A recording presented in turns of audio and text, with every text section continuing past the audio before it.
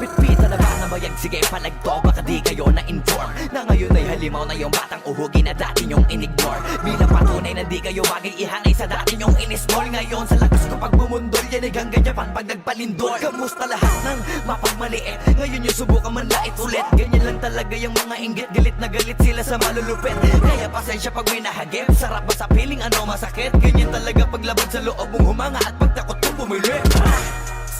Puta diba napakasaklap? Ginigiit na wala kong talento pero isa ka sa napalakpak. Sige-sigilan nakakaputak, sa pandinig mo ay isalpak. At na mahina laman na awitin hanggang sa ang utak mo'y mabakbak. Ano masarap ba?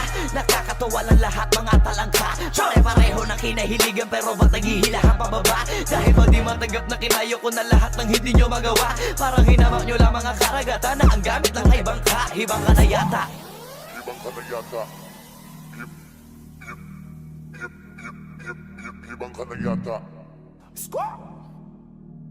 Ibang ka na yata. Lahat na may maling tono, makakababa na sa trono. Handa naman akong pakinggan kayo, wag nyo lang ako gawin bobo. Bueno, eto na ang malinaw na sagot ko sa napakalabong tanong ko. Bakit ako sumusulot o papatunayan na hindi ako patabon? Alam nyo ba yun?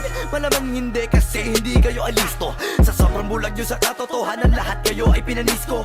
Hindi na uso dito palawakan ng koneksyon, kundi ka isasabi sa malabong makakuha ng atensyon. Hindi ako nakipag-unahan pero bakit ako nasa harapan? Samantalang yun nakipagtulakan sa likuran, sila pa ang napag-iwanan. Ako ba ang dapat na alisin? O baka di pa di napansin? Kung totoosin ay mas malaging mo ugali palagi nagmamagaling. Lokohin nyo, lelang nyo, wala na kayong mauulol pa. Sa panahon na to sa listahan